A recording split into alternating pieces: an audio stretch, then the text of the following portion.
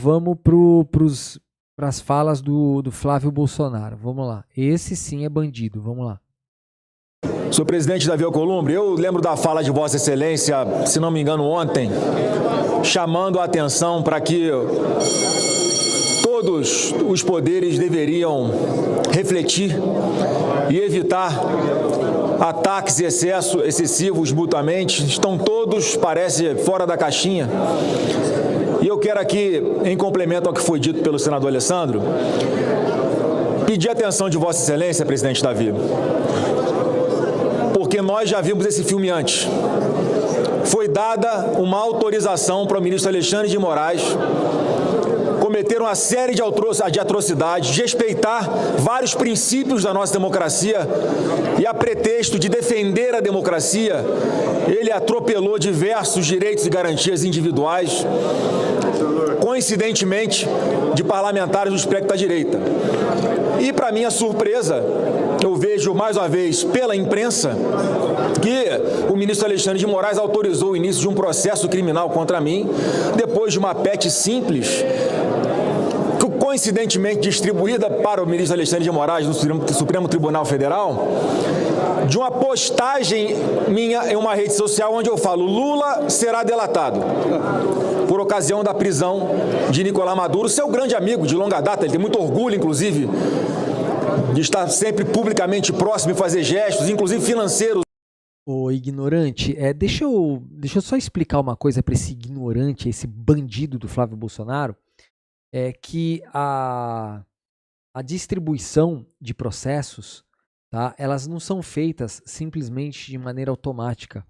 Existe a distribuição para ministro prevento, seu ignorante.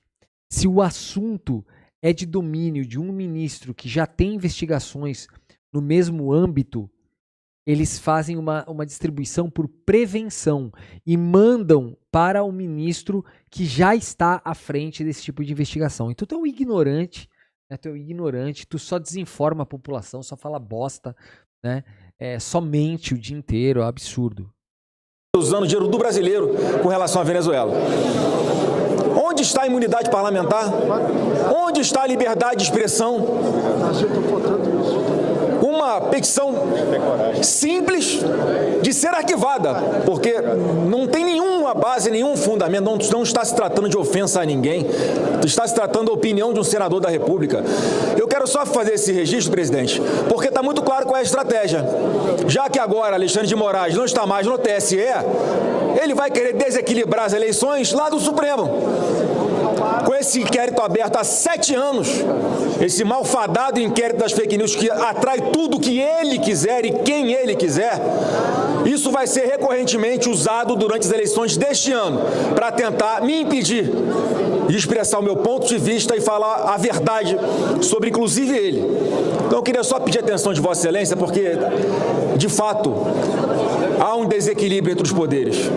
E é só o Senado Federal que tem condições de restabelecer esse equilíbrio, a harmonia, para que possamos sonhar em ter uma democracia plena mais uma vez, presidente Davi. Só fica para a reflexão, porque essa prática não dá mais para aceitar em outras eleições agora em 2026. Pela ordem, senhor presidente. Pela ordem, senhor presidente. Pela ordem, senador Magno Malta. Presidente, fazer um esforço para ficar de pé aqui, senhor presidente. Ontem nós vivemos todo o imbróglio ocorrido no plenário do Supremo Tribunal Federal.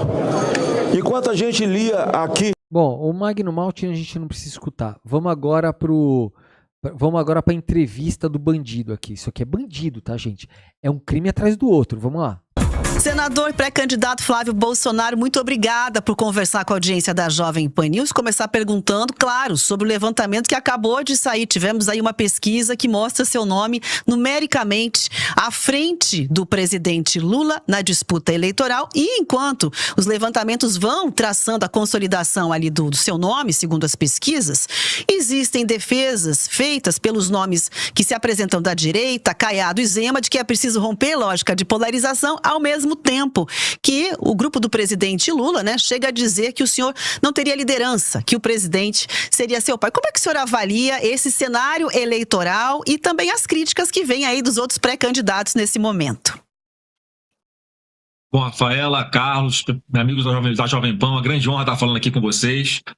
Olha, né, o adversário está batendo desespero, ele acompanha pesquisas também, ele sabe que está passando por um momento de muita dificuldade, não é de agora, porque está claramente na mente dos brasileiros, o Rafaela, que o Lula virou uma mercadoria vencida.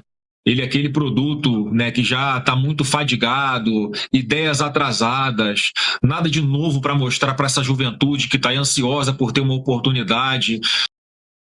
Cara, que discurso genérico de merda, cara, que bosta, mano. O cara fala que o Lula não apresentou nada, o cara que mais investe na educação, o cara que mais investe em tecnologia, o cara que mais investe em institutos de pesquisa, o cara que mais investe em energia renovável, o cara que mais investe em tudo que é de pesquisa para o próprio agro depende da pesquisa estatal, senão o agro não teria nada.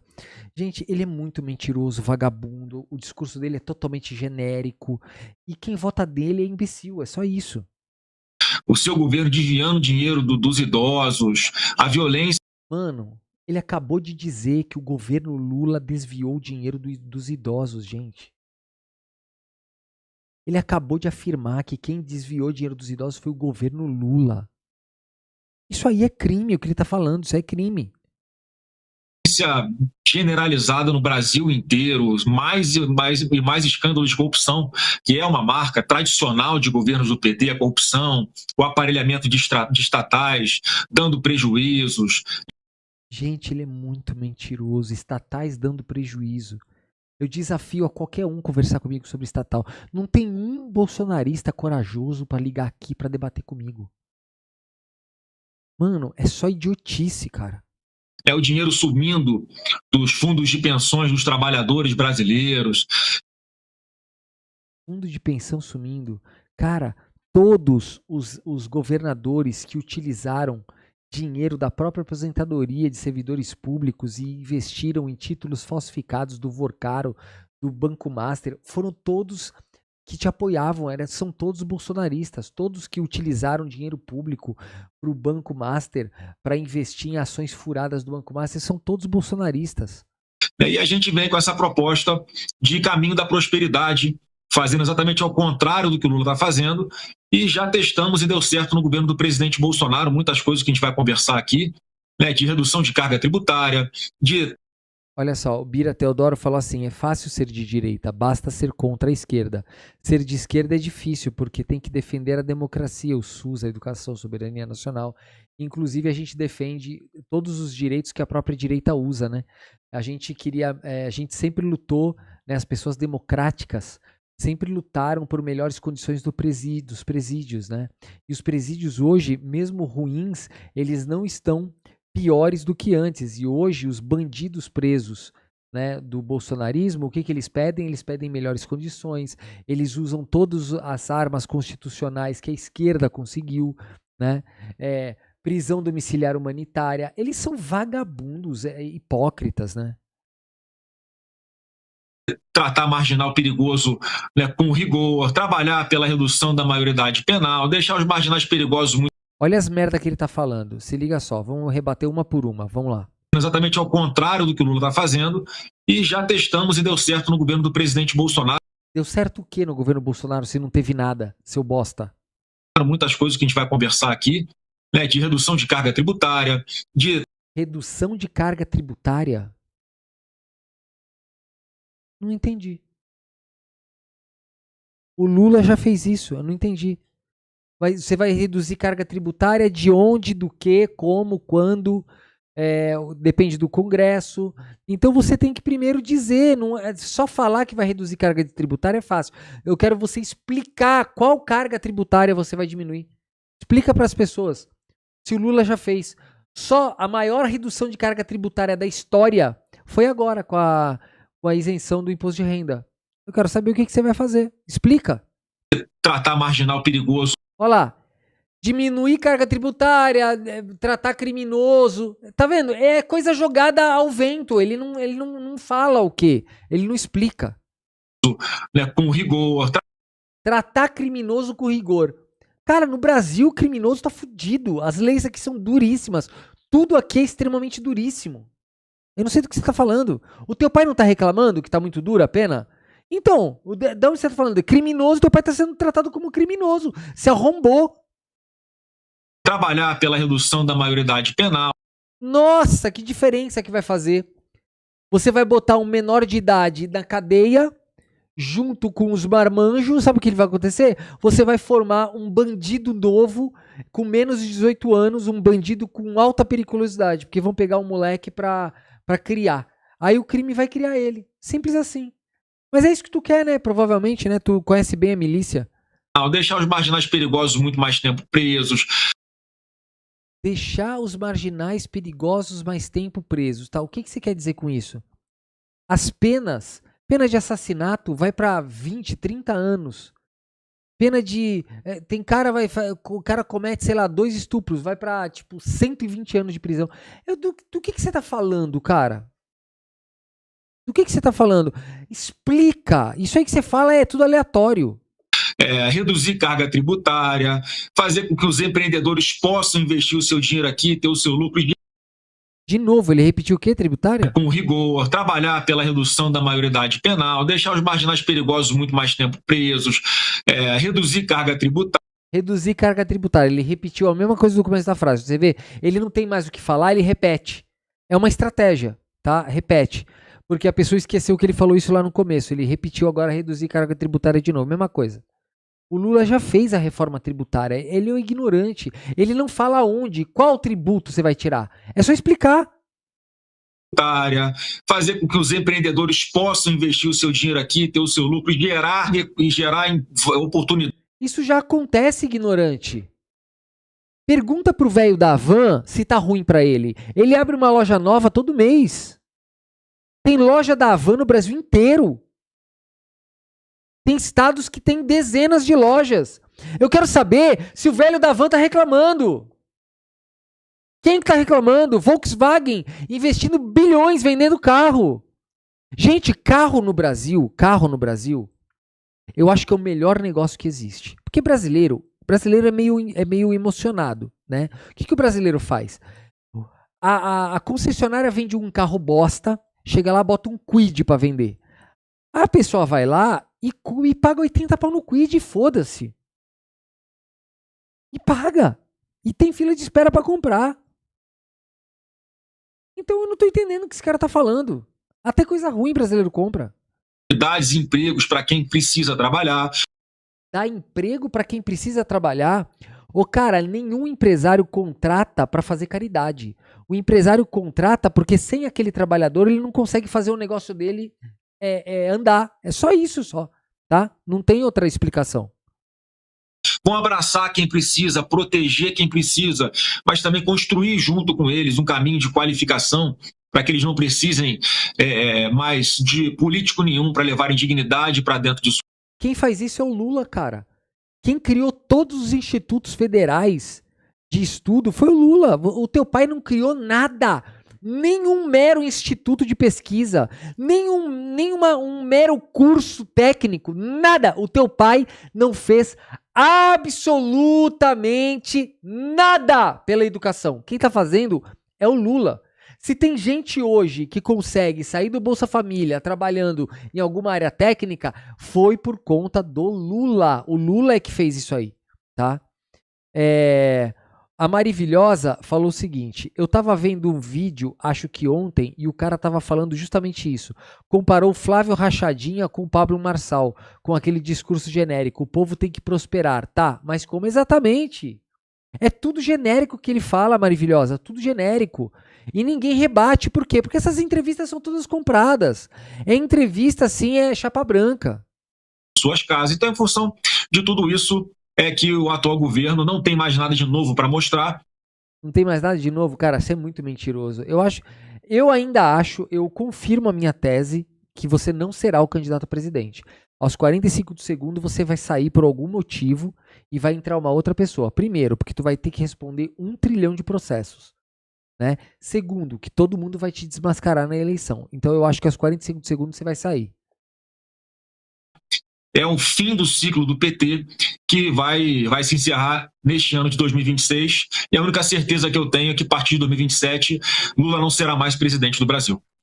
Agora, senador, como é que o senhor avalia uma informação recente também da decisão do ministro Alexandre de Moraes do Supremo Tribunal Federal da abertura de um inquérito contra o senhor aí sobre suspeita de calúnia contra o presidente Lula, numa postagem que o senhor fez aí vinculando a imagem do Lula com o de Nicolás Maduro. Como é que o senhor avalia essa decisão do Alexandre de Moraes?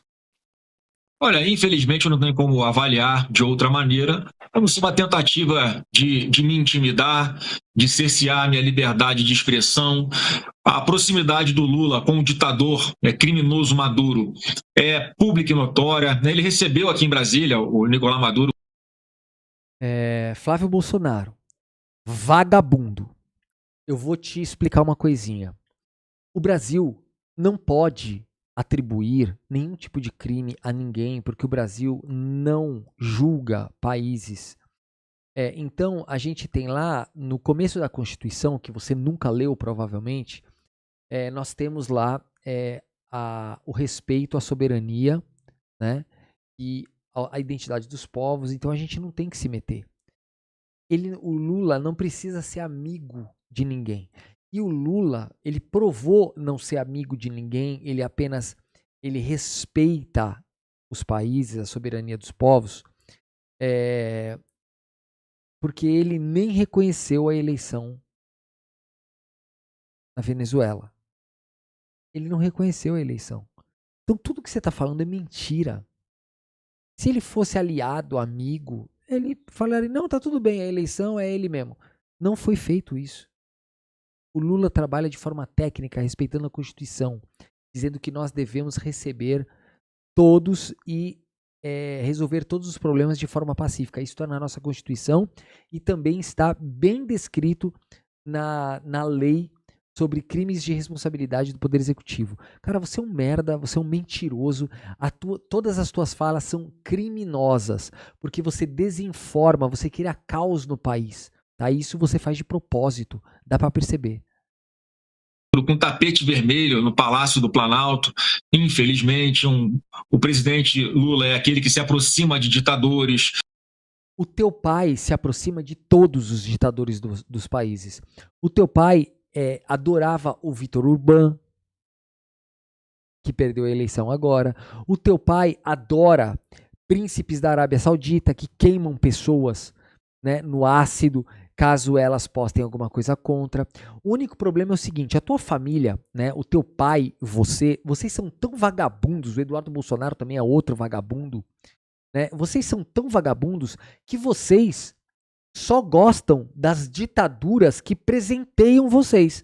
Quando a ditadura não manda joias para vocês, aí vocês falam mal daquela ditadura. Hoje, o maior ditador do mundo chama-se Trump. É o maior ditador do planeta. Depois vem a Arábia Saudita. Todos são ditadores lá. O Maduro é um grão de areia no deserto. Vamos lembrar que a Venezuela sofre embargos até hoje. Se você deixasse a Venezuela, se você falasse assim, vamos ver se a Venezuela é boa, tira os embargos da Venezuela, tira os embargos de Cuba para tu ver o que esses países se tornam. Hoje, quem acaba com o planeta são os Estados Unidos. Né, que faz gestos a todo momento para governos que usam práticas terroristas. Mentira. O senhor é mentiroso, canalha. Lula nunca abraçou nenhum ato terrorista. É mentira. Você é criminoso. O Lula só defendeu o povo palestino contra o genocídio de Israel, só. Para oprimir a sua população, para atacar outros povos, né, como lá no Oriente Médio. Então, assim, chega a ser engraçado de eles terem que, alguém, né, ter que me processar por isso, e Eu lamento, eu espero de verdade, Carlos, que não seja ali o início de um cerco jurídico para tentar, né, cercear mais uma vez O que eu falei está se concretizando. Ele comete os crimes de propósito. Eu falei isso no DCM, inclusive. Ele comete os crimes de propósito para lá aos 45 do segundo tempo dizer que ele não vai poder se candidatar e vai entrar outro no lugar. O Tarcísio não vai poder mais porque ele não se descompatibilizou. Então agora alguém vai entrar no lugar dele. Eu tenho quase certeza, tá, de que ele não será o candidato a presidente. Ele está fazendo tudo isso para desgastar o Lula, para fazer tudo o que tem que fazer e depois alguém entra no lugar. E ele vai para o Senado de novo. Provavelmente vai ser isso. Ou nem para o Senado ele vai mais. Ele vai ter que fugir lá com o irmão dele. Fale aquilo que eu penso, porque isso não vai funcionar. Eu vou continuar falando o que eu penso. Todo mundo sabe da relação que muito próxima da criminal entre Lula e Nicolás Maduro. E aí vamos aguardar quais serão os próximos passos com ação. Bom, eu acho que se essa entrevistadora não falar absolutamente nada, não refutar ele sobre o entrevistador também, não refutar ele sobre essas coisas que ele acabou de falar, isso aí é uma entrevista chapa branca e a emissora tem responsabilidade também pelos absurdos que ele está falando, porque eles não estão contestando nada. Boba como essa, eu lamento que ela tenha sido iniciada, autorizado o início dela por parte do ministro Alexandre de Moraes. Senador, falando um pouco sobre as conjunturas e alianças aí das eleições, né? O senhor mencionou ter certeza de que a direita, com a sua candidatura, vai vencer as eleições desse ano. Houve, inclusive, uma composição aqui no Paraná com o nome do senador Sérgio Moro. E o senador Sérgio Moro deixou o governo do ex-presidente Jair Bolsonaro ali no momento de rusgas, né? Queria entender como é que foi feita, então, essa pacificação em torno das questões que foram apontadas pelo senador Sérgio Moro e por que entendeu que o Sérgio Moro seria ali uma boa formação para um palanque de Flávio Bolsonaro aqui no Paraná. O tempo mostrou que nunca houve tentativa de interferência do presidente Bolsonaro na Polícia Federal. Nunca houve interferência nenhuma, só o teu pai falando. O vídeo do teu pai é o quê? É inteligência artificial? Ele falando que vai interferir e acabou? O Moro saiu, acusou e escreveu um livro sobre isso. Sabe por que você está apoiando o Moro? Porque você não tem caráter. Porque você só pensa no poder. E se tiver que eleger um cara que é contra vocês só pelo poder, vocês fazem. É só isso. Simples assim. E nem em nenhum outro lugar. Então, assim, naquele momento foi uma saída complicada do Moro, do governo do presidente Bolsonaro, mas o tempo passa, a gente amadurece, olha para frente e entende da necessidade de união, de unidade em prol de um objetivo muito maior, que é libertar o nosso país. Então, a partir do momento em que o governador Ratinho Júnior toma a sua posição de se lançar pré-candidato à presidência da República, a gente entendeu ali também que não tinha mais a possibilidade de um projeto unificado também com o governador Ratinho. O Moro, colega meu aqui de Senado Federal, é uma pessoa que defende os mesmos princípios que nós, há um alinhamento programático, inclusive veio para o nosso partido. Então nós batemos o martelo aí no Paraná com o Sérgio Moro, nosso pré-candidato ao governo, e no palanque nossos outros dois pré-candidatos ao Senado Federal, que é o Felipe Barros e o Delanhol. Delanhol também, no passado, já teceu severas críticas a nós, a mim, inclusive, e está junto com a gente nesse projeto de resgate do Brasil. E o Felipe Barros, que para mim é um dos maiores parlamentares que o Paraná tem, uma pessoa muito preparada, já presidiu comissões importantes aqui, não é de hoje que está nessa luta junto com a gente, com o presidente Bolsonaro. Então, eu me sinto muito confortável de ter um palanque tão forte, tão importante, tão simbólico aí no Paraná, com esse que nós formamos junto com os nossos pré-candidatos a deputado federal e estadual também. Tenho certeza que o Paraná vai saber dar uma resposta muito firme a esse atual desgoverno do PT e nos ajudando aí no projeto nacional a colocar o Brasil no caminho da prosperidade de novo. Mas ainda sobre o cenário Paraná, eu preciso dizer o seguinte, tem nomes aqui, senador, que são parte do PSD e que já disseram publicamente, inclusive aqui na Jovem Pan, que tem o desejo de apoiar o seu nome. É o caso da Cristina Grêmio, que se filiou aí ao PSD, ainda estudam se será a vice na composição de Ratinho, se vai sair como pré-candidata ao Senado, e mesmo o pré-candidato ao governo do Paraná, que foi indicado pelo governador, chegou a dizer para essa bancada que poderia ter a liberdade de defender um apoio Flávio sim, Moro não. Como é que o senhor vê esse movimento de lideranças aqui da região do PSD querendo aderir à sua candidatura? Em primeiro lugar, né, eu já conversei com a Cristina Grêmio, eu botei o meu ponto de vista de que é muito perigoso nós termos mais de 2 candidatos ao Senado do mesmo campo político, né, a partir do momento que nós temos os nossos 2 pré-candidatos aí que já estão definidos. Edgar, eu ainda não vi, eu sei que tá rolando uma treta aí do Caneta Azul, né? Mas eu ainda não vi. Eu já separei aqui na pauta, tem uma entrevista dele, né? E eu vou comentar essa entrevista do Caneta Azul hoje à noite, tá bom? É triste. Definidos, né? Que é o Felipe Barros e o Delanhol. Ela mantendo a candidatura dela ao Senado, isso pode colocar em risco que o Paraná acabe colocando um senador da esquerda, elegendo um senador da esquerda, se houver essa divisão. Então, mais uma vez, se puder fazer um apelo público aqui, que haja esse... Gente, essa entrevista é totalmente chapa branca. Ela só levanta para ele cortar, ela não contesta nada. Isso não é uma entrevista, tá? Não tem um contraponto intelectual. São apenas perguntas que estão ali e a mulher só fala a pergunta. Isso aí não precisa ser profissional do jornalismo para fazer isso, tá? Qualquer um faz. Ele fala Delanhol, né? Ele fala.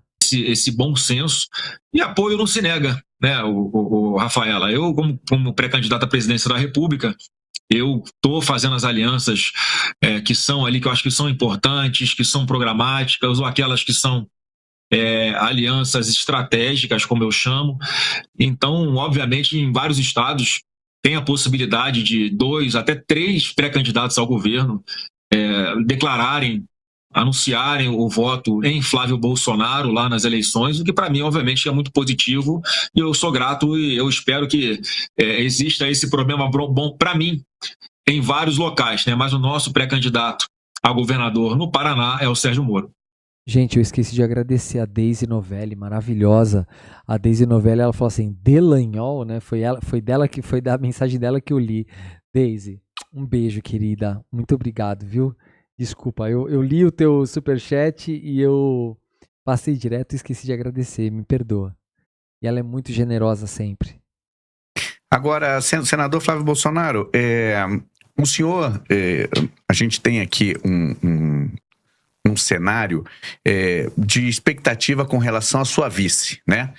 Tem aí o nome da senadora Tereza Cristina, por exemplo, sendo ventilado. Isso, claro, traria aí a federação, né? Com muita capilaridade. Olha lá, eles só estão perguntando de coisas de planejamento dele. Não estão perguntando sobre planos, como que ele vai fazer, quais impostos tem que cortar. Ele não fala nada. Só estão falando assim, quem é que vai ser sua vice? Estão divulgando a campanha dele, só isso. Estão divulgando o candidato, só isso. No Estado, e nós temos também o Romeu Zema, que existe essa conversa do senhor, até recentemente publicaram ele convidando o senhor ali para ser vice dele, uma certa cômica ali, né? Numa cena cômica. Pois será? Isso. Então, explica pra gente como é que tá essa aliança. Olha, de verdade, eu fico feliz de ter tantas alternativas viáveis, nomes bons, preparados, bem avaliados, que em algum momento podem abrir mão de estarem um determinado projeto para virem caminhar conosco no nosso projeto. Mas não tem decisão de nada ainda sobre isso, Carlos, de verdade. A questão de vice se resolve bem mais lá para frente. Acredito que lá para junho, julho, próximas às convenções, que a gente enxergue. Mas não tem decisão sobre vice, assim também como não tem anúncio de nada com relação a nomes para ministérios. Também eu acho que está muito longe.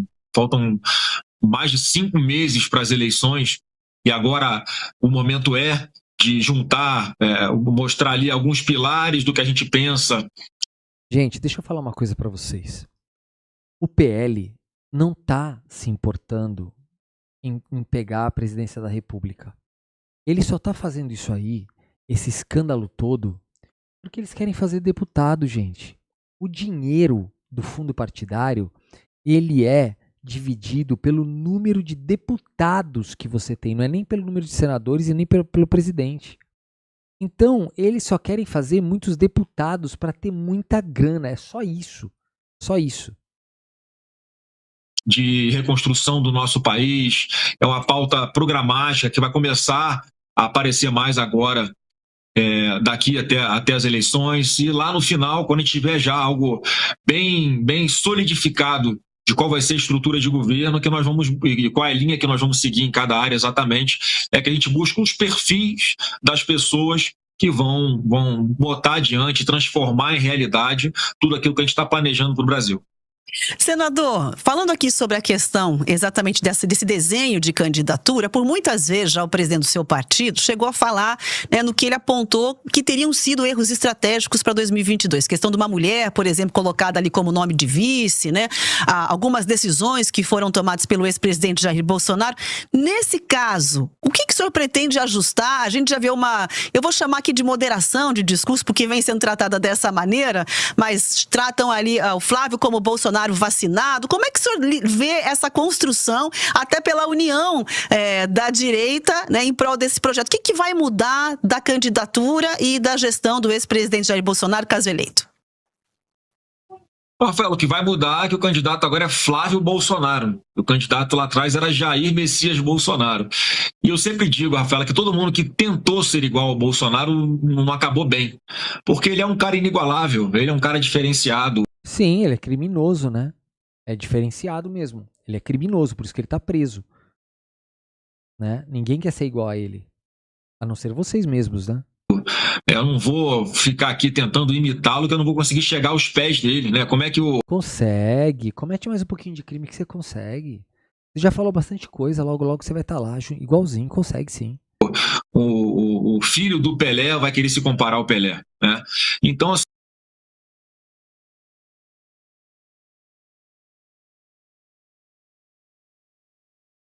Tá comparando o Bolsonaro com o Pelé.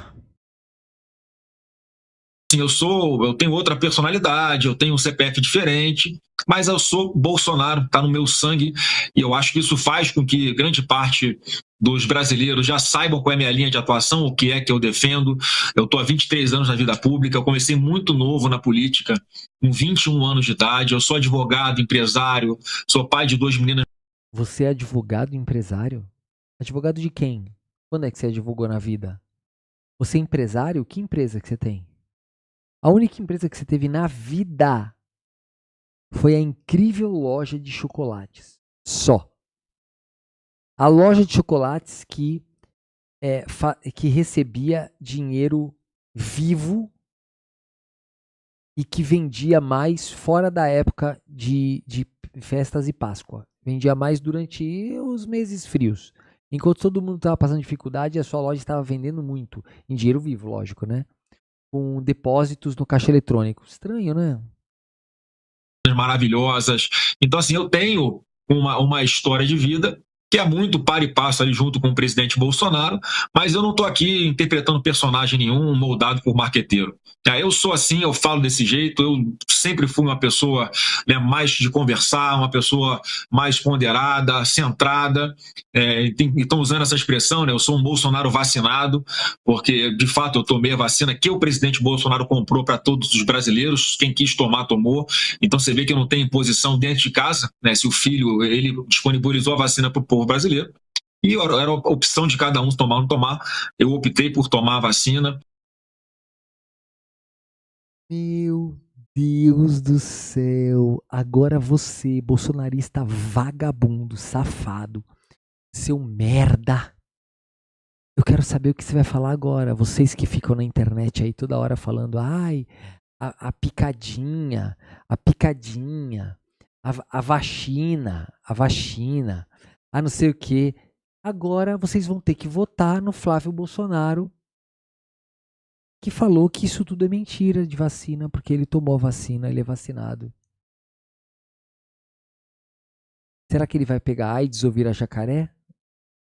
Porque o Bolsonaro falou, né, que tomava vacina, tava dando AIDS, né? Vocês são os otários. Vocês fizeram campanha. Olha só como vocês são otários. Vocês são os otários, os babaca. Primeiro, o Bolsonaro falou que as urnas eram fraudadas. O Flávio Bolsonaro falou que as urnas eram fraudadas. Falaram que a eleição é tudo errada. Vocês foram presos no 8 de janeiro, dizendo que as urnas eram fraudadas e queriam código-fonte. Nenhum deles foi lá manifestar com vocês. E hoje eles querem que vocês votem nas urnas fraudadas. Agora o Flávio Bolsonaro está falando. Eu não sei porque ficam falando isso da vacina. Eu tomei a vacina. E você, otário que não tomou a vacina, morreu. O Clezão não tomou a vacina, quase morreu de Covid, ficou com sequela e morreu quando foi preso. Foda-se. O Flávio Bolsonaro disse que tomou. Tá vendo? Tá aí inteirinho. Entendeu? Então é só assim que vocês têm que aprender mesmo, de ser otário. Assim como todas as outras vacinas. Então, eu acho que é a apresentação, Rafaela, desse Flávio, que as pessoas vão conhecendo e vão tomando a sua decisão, se acham que o caminho é esse, se o perfil de um próximo presidente da República tem que ser alguém que olhe para frente, alguém que entenda como funciona o jogo do poder em Brasília, conversa com todo mundo olhando no... Exatamente. Ele chama isso de que ele não tem as mesmas opiniões do Bolsonaro, ou seja, ele está falando... Ele se omitiu para vocês, porque na época que o Bolsonaro negou vacina para todo mundo, chamando de a picadinha mágica, sei lá como é que eles chamavam aquilo, o Flávio Bolsonaro se omitiu, né? Ele não falou para todo mundo, não, eu vou me vacinar, eu sou contra isso que meu pai tá fazendo. Ele não fez isso, né? Olho e tentar parar as arestas antes de ir para a pancadaria, quando tem que ir para o confronto, nas ideias a gente vai. Quando tem que ser firme em alguma oportunidade. Tudo isso que ele tá fazendo, gente, é só para enganar o povo, pro povo votar nele. Ele tá querendo passar uma imagem de que, olha, eu não sou negacionista, olha, para tentar pegar o centro, mas o centro não é tão idiota a ponto de acreditar num babaca desse aí, não tem como. Defesa de algum posicionamento, é assim que eu sempre fui. Mas da política eu prefiro sempre tentar o diálogo, conversar e, enfim, construir pontes. Senador, o senhor fez uma analogia aí do seu pai com o Pelé, né? E aí... Entrando nesse gancho, em 2022, ele, então presidente da República, tentou a reeleição e foi derrotado pelo presidente Lula. Por que o senhor acha que agora, 2026, o eleitor vai votar em Flávio Bolsonaro, sendo que ele, ou a maioria, não votou no Pelé, no Jair Bolsonaro? É porque é a conjuntura, né? Cada eleição é um cenário diferente, é uma estratégia diferente.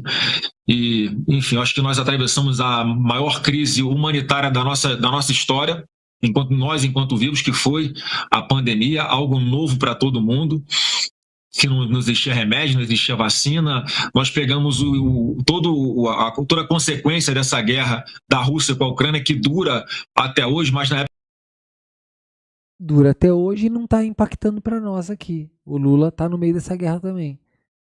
Tá vendo como você mesmo se enrola nas próprias palavras? Do presidente Bolsonaro, o barril do petróleo chegou a bater $140. Nós pegamos a maior crise hídrica dos últimos 92 anos. Quer dizer, isso tudo dentro de um mandato. E ainda assim, o Brasil chegou... O Lula pegou coisa muito pior. O Lula pegou as enchentes do Sul. O Lula pegou um monte de problema, um monte de catástrofe, e descobriram na transição que o teu pai não tinha deixado nenhum dinheiro para catástrofes. Nenhum dinheiro. A PEC da transição teve que botar bilhões no cofre porque não tinha nada. Se tivesse qualquer tipo de desastre natural no nosso país, não tinha dinheiro nem para o Lula pegar o helicóptero e ir até o local, não pagava a gasolina do helicóptero. É muito mentiroso, Flávio. Ali no final de 2021 a ter um PIB maior do que o da China, a ter uma inflação menor que a dos Estados Unidos. Então, assim, isso tudo, na hora de pesar, eu acho que muita gente, ao invés de olhar o resultado, acabou acreditando muito em narrativas que desqualificavam o trabalho do presidente Bolsonaro, e agora a gente vai ter a oportunidade de comparar de novo. Você está feliz com a forma que você vive hoje? Você consegue andar na rua com segurança? Você tem uma creche para deixar sua filha e conseguir trabalhar em paz? Tá cara a carne, tá caro o arroz, o feijão, você está tendo que parcelar o ovo, o arroz, o feijão no cartão de crédito, porque a conta você não consegue pagar ela toda no final do mês. Então acho que... Você é um vagabundo, cara. Você é um vagabundo. É mentira o que você está falando. O povo está com mais poder de compra. E isso é provado pela alta arrecadação de impostos. Bateu mais recorde de arrecadação porque as pessoas estão comprando mais. O endividamento das pessoas não tem a ver com uma má gestão do país. As pessoas se endividam quando elas conseguem mais dinheiro. A pessoa vai lá, porque endividamento é diferente de inadimplência, seu bosta. Nunca ninguém falou assim, as famílias são inadimplentes. Não, estão falando que estão endividadas. Por quê? Porque contraíram dívidas. E a maioria das pessoas contrai dívida quando começa a ganhar mais. O que eles fazem? Compram um carro novo, parcela. Compra eletrodomésticos e parcela. Compra apartamento e parcela. Então elas adquirem dívidas. Mas geralmente isso acontece só quando a pessoa começa a melhorar de vida. Quando ela melhora de vida, ela tem um nome limpo, melhora de vida, consegue comprovar uma renda maior e acaba adquirindo dívidas para ela ter o que ela não podia ter antes. É assim que funciona, seu bosta, mentiroso. Em função disso tudo, é que eu acredito que esse ano é o fim do ciclo do PT, porque ele é representado hoje pelo Lula, uma pessoa com ideias ultrapassadas, uma pessoa que parou no tempo, alguém que não usa nem telefone celular, alguém que acha que inteligência artificial só serve para manipular foto e vídeo nas redes sociais. Quer dizer, não tem a noção de que o mundo avançou e o Brasil está, nesse momento, tendo uma grande oportunidade de ser o país que possa ser pioneiro na atração de data centers, na atração de investimentos em tecnologia, e o avanço da sociedade vai estar muito rápido nos próximos anos. Então ele parou no tempo, ele não está em condições de acompanhar essa dinâmica do mundo real. Hoje em dia, eu acredito que é isso que eu vou mostrar. Na sua avaliação, falando aí em mudanças, né, e ajustes, o que é que deveria mudar entre a relação do presidente da República com o Congresso e também em relação ao Supremo Tribunal Federal daqui para frente? Peraí.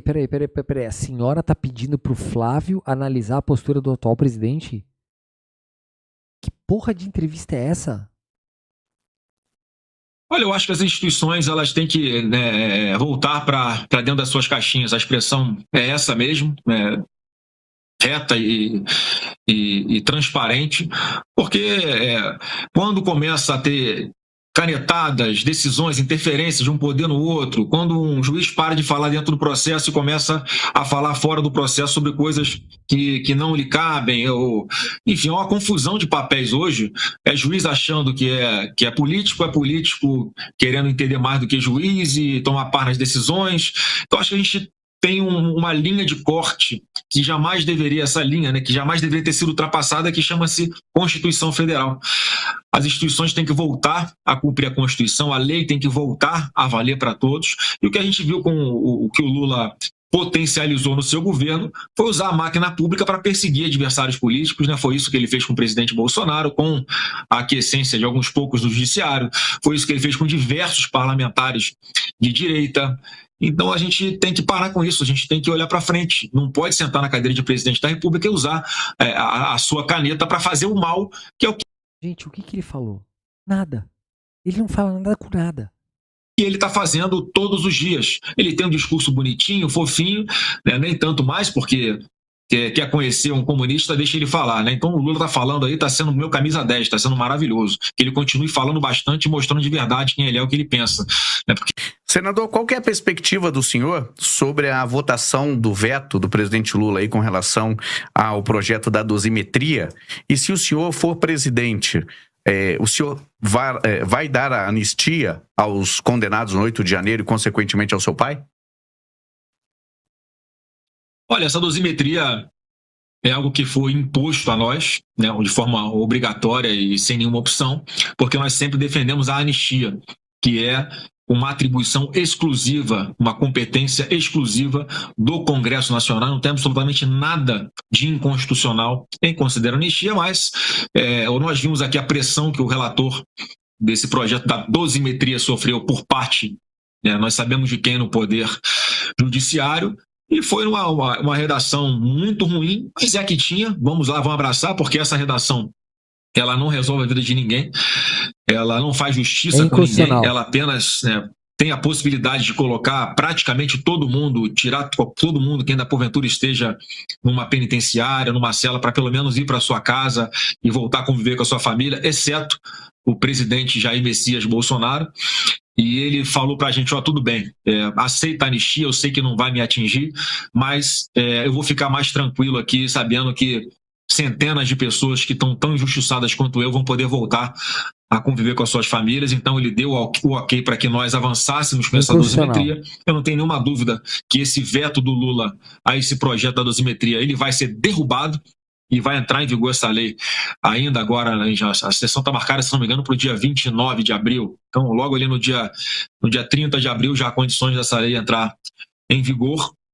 E aí vamos continuar, obviamente, batalhando, completando a sua pergunta, Carlos, continuar batalhando, né, para anistia ou justiça total, seja o nome que queiram dar, certamente essa página triste da nossa história tem que ser virada. Falando ainda sobre essa questão da votação, a gente tem ali colada a dosimetria a história do Jorge Messias. Então, vou perguntar ao senhor a avaliação da indicação do nome de Messias para a composição do Supremo Tribunal Federal. Eu vou aproveitar aqui um combo e emendar uma pergunta na outra, além da avaliação de Messias, se o senhor já foi procurado e qual é a visão que tem, também sobre o comportamento e as decisões do Supremo Tribunal Federal em relação ao caso Master, né, que dizem pode ter também aí abalos no cenário eleitoral. Então, queria entender a visão sobre os dois temas. Não, o meu voto é declarado contra o Jorge Messias.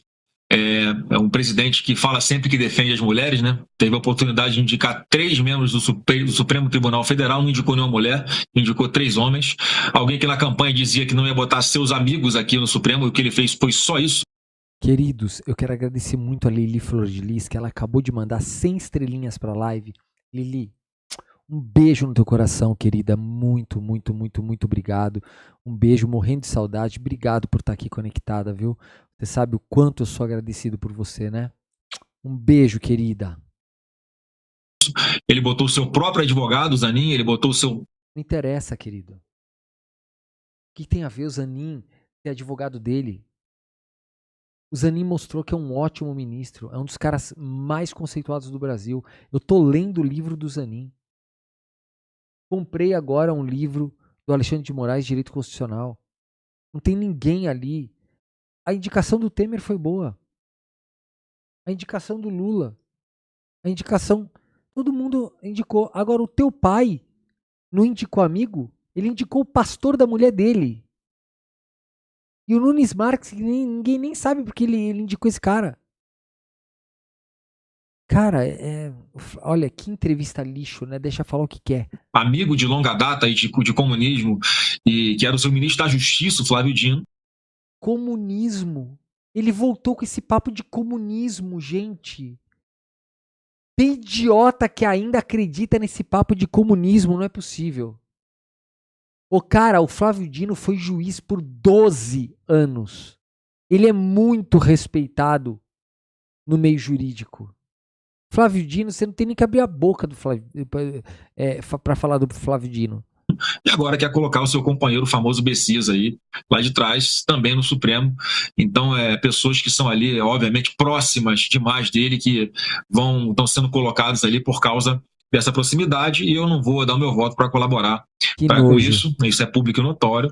Com relação ao caso do Banco Master, mais um escândalo de corrupção ocorrido dentro do governo Lula, que provocou essa boca rota toda, essa preocupação toda no sistema financeiro, que atingiu tantas pessoas e mostrou as entranhas de como funciona o poder em Brasília, e tem tentáculos em tudo quanto é lugar, mas, mais uma vez, você não encontra o nome de Bolsonaro em nenhuma lista dessa, em nada que possa ter algum envolvimento com...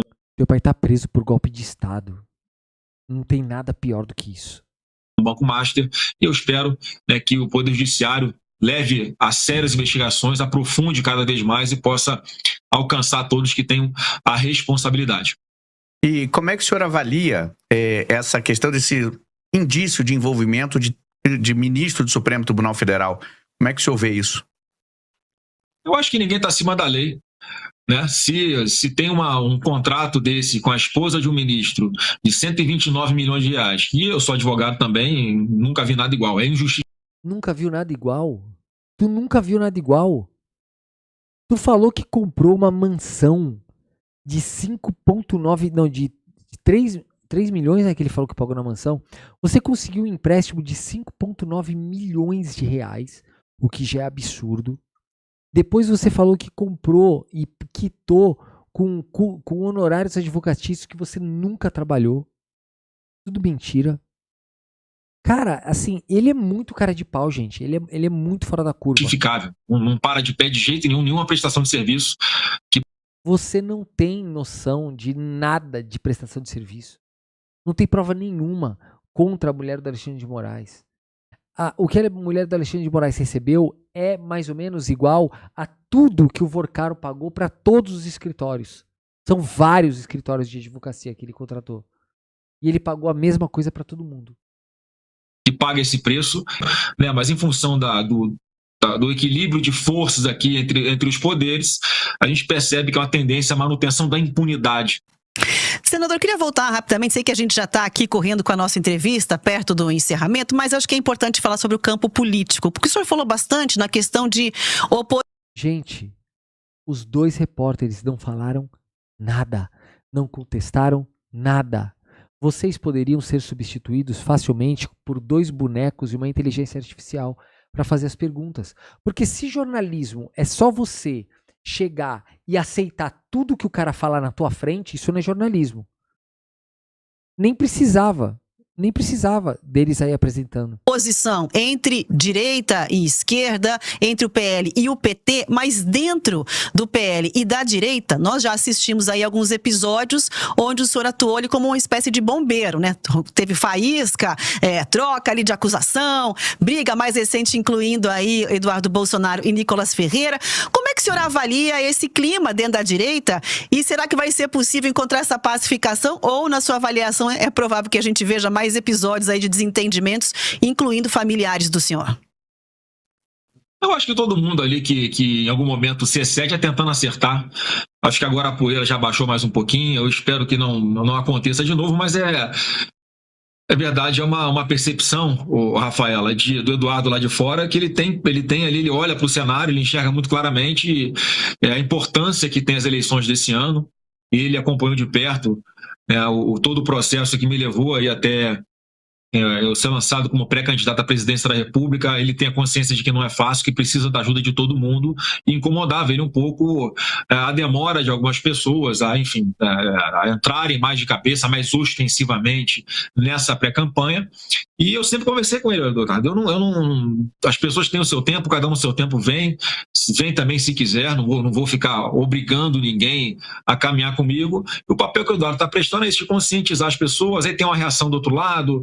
Enfim, eu acho que o meu posicionamento é no sentido de tentar dar o exemplo, pessoal, olha só, eu tenho que conversar com gente que eu não concordo, eu tenho que fazer alianças algumas vezes, né, que eu não faria em condições normais, mas nós temos um objetivo maior aqui, que é resgatar o nosso Brasil, e para resgatar o Brasil a gente precisa vencer essas eleições, a gente tem que...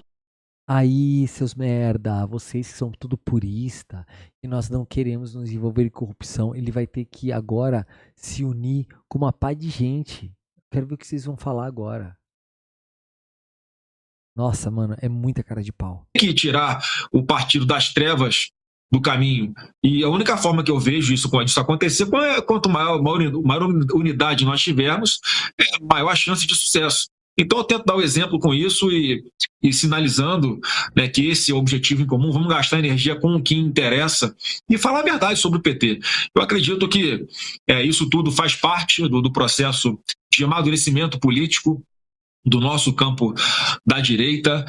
A discussão às vezes é saudável, é importante, né, para expor algumas coisas, enfim, mas quando chega em determinado ponto que eu acho que fica exagerado, é a hora de todo mundo exercitar o que eu falo sempre aqui, Colossenses 3,13, né? Vamos perdoar e olhar para frente, que a gente tem coisas muito mais importantes e urgentes que nos unem do que coisas pequenas que nos levam a alguma divergência. Mas o senhor sente que tem gente que não embarcou 100%, poderia estar com mais entusiasmo aí nesse apoio? Tem gente que demorou para aparecer dentro da direita declarando ali o apoio ao pré-candidato Flávio Bolsonaro? Claro que tem, Rafaela, mas eu não vou dar nomes. E, mais uma vez, eu respeito o tempo de todo mundo, as razões de todo mundo. Graças a Deus, o retrato de hoje é muito melhor do que o retrato de 5 meses atrás. Quando foi lançado o meu nome lá em dezembro, no começo de dezembro do ano passado, havia muitos questionamentos. e com o passar do tempo, eu mostrando quem é o Flávio, né, quem é esse Bolsonaro que é diferente e tendo uma boa aceitação, e as pessoas compreendendo que é o caminho que o Brasil precisa esse, a gente não aguenta mais tanta confusão, vamos olhar para frente, vamos virar essa página, a gente já viu com o presidente Bolsonaro tudo que funciona, vamos fazer melhor ainda a partir de 2027. Chegamos hoje no momento em que até as pesquisas daqueles institutos que muita gente tem desconfiança já nos colocam na frente numericamente do adversário no segundo turno. Senador, talvez a principal mazela do povo brasileiro hoje seja a questão da segurança pública. O que o senhor pretende fazer, se eleito for, nessa questão da segurança pública, principalmente nessas grandes metrópoles como é o estado natal do senhor no Rio de Janeiro? Ô Carlos, não tem outro caminho a não ser muito radical nessa área, que é o endurecimento da legislação penal. Esses marginais perigosos, principalmente, eles têm que ficar muito mais tempo presos. Então, Mano, o cara não entende que uma pessoa que comete homicídio, uma pessoa que é perigosa, ela passa por um monte de exame.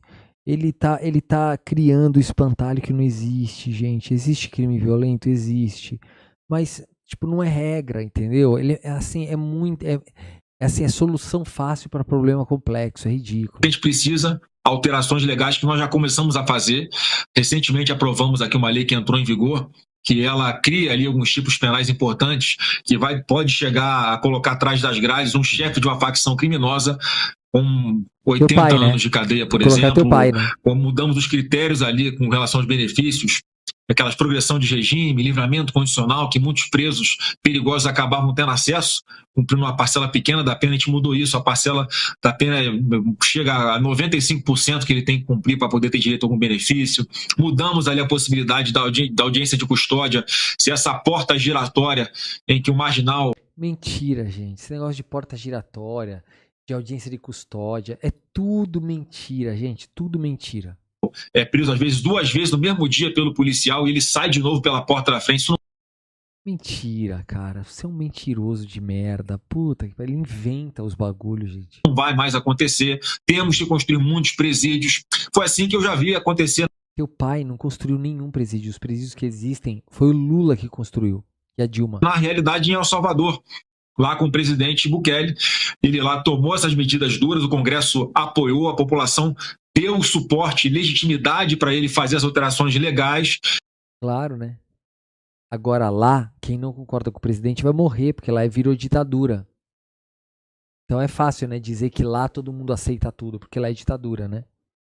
Ele mudou o sistema legal, ele construiu presídios, aqueles marginais perigosos ficaram presos com investigações bem feitas, foram condenados merecidamente pelos crimes que eles cometeram, e o resultado foi que aqueles marginais que estavam habitualmente todo dia cometendo crimes, roubando bolsa, né, das mulheres num ponto de ônibus, roubando o celular de uma mulher que está ao volante, roubando, né, um brinquinho de uma criança na rua, ou cometendo maldade contra idosos ou contra mulheres, esse pessoal começou a ficar muito mais tempo preso lá.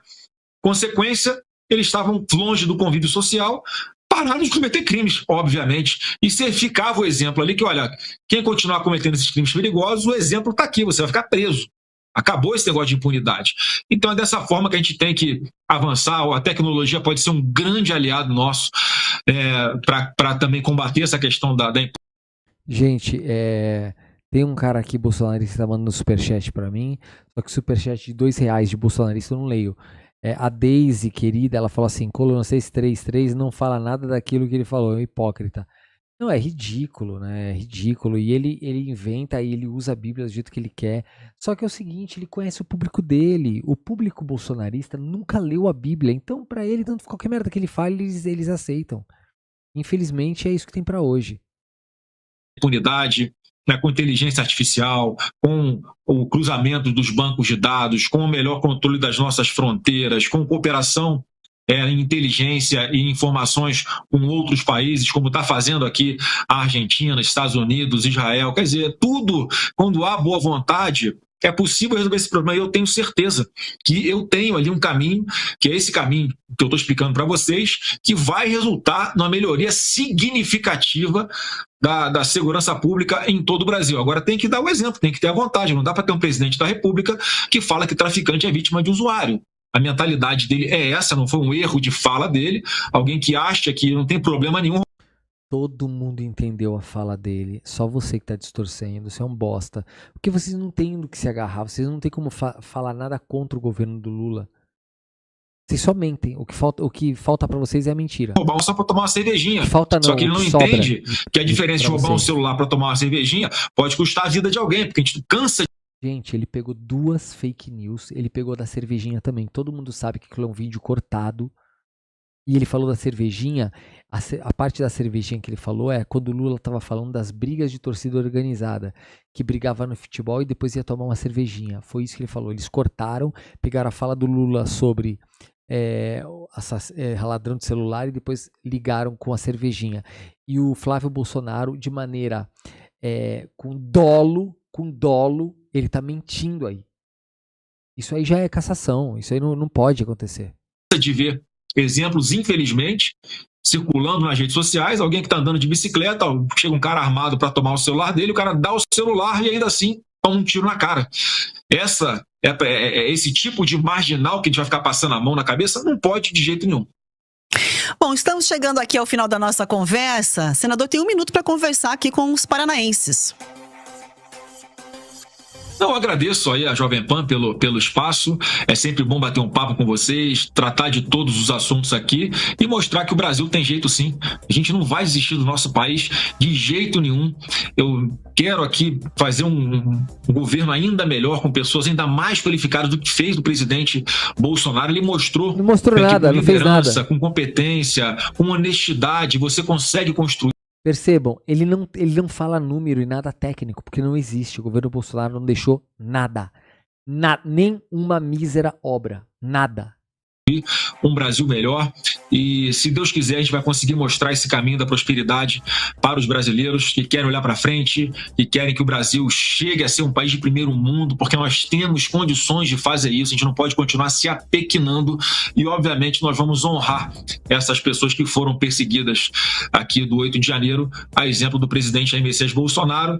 E aí peço a Deus aí que a gente consiga vencer essas eleições, conseguir aprovar a legislação para que ele suba junto com centenas de outros perseguidos políticos, que ele suba a rampa junto comigo aqui em Brasília em janeiro de 2027. Muito obrigada pela entrevista, foi um prazer ouvi-lo, até uma próxima oportunidade. Cara, é a entrevista mais passiva que eu já vi. Não contestaram o Flávio Bolsonaro em absolutamente nada. É o seguinte, você vai ser entrevistado lá, fala o que quiser, ataca quem quiser, que ninguém vai te atrapalhar. E ficou por isso mesmo. Na minha opinião, isso não é jornalismo, tá bom? Eu sou formado em comunicação social e isso que eu acabei de ver não é jornalismo. Isso é entrevista de comadre, tá? Jornalismo vocês não fazem. Vocês têm responsabilidade pelas falas dele. Se vocês dão espaço para um cara falar, atacar o outro sem prova, sem nada, e vocês nem perguntarem se tem a prova, isso aí pra mim tá totalmente errado, tá absurdo.